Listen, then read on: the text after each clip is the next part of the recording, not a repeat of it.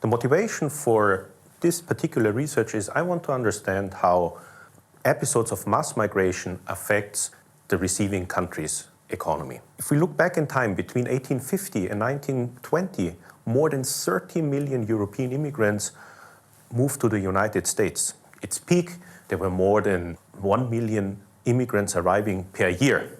This picture changes dramatically during the 1920s. So the United States introduced a series of restrictive immigration quota so that the overall inflow of the affected countries was just to be cut to 150,000 persons a year.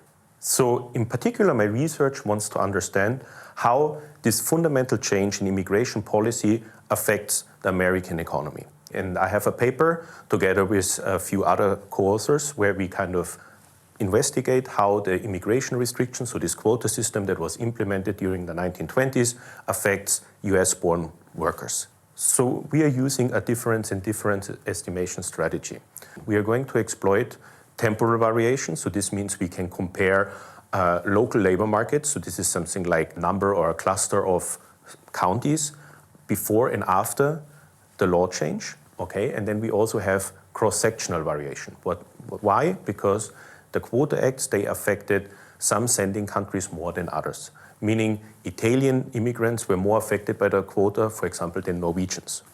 And so we want to understand how this change in the quota system that affected local labor markets differently, how this affects the earnings and, like in general, the conditions of native workers. So the main results what we have applies for both markets. So like for the markets that are more urban and the markets that are more rural. In general, in the urban areas, you can think about a complementarity story between the existing labor force and the immigrants that were coming. So most of the immigrants from the more affected sending countries, they were actually more low-skilled. And so they were more complementary to the native-born workers, which had on average, higher skill levels.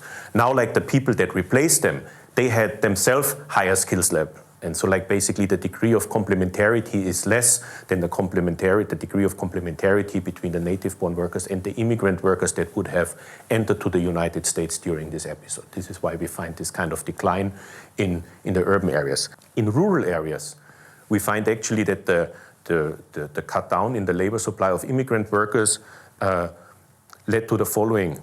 Farmers realized that, and they started to shift away to produce like more capital-intensive crops instead of labor-intensive crops, and they invested more in farm capital.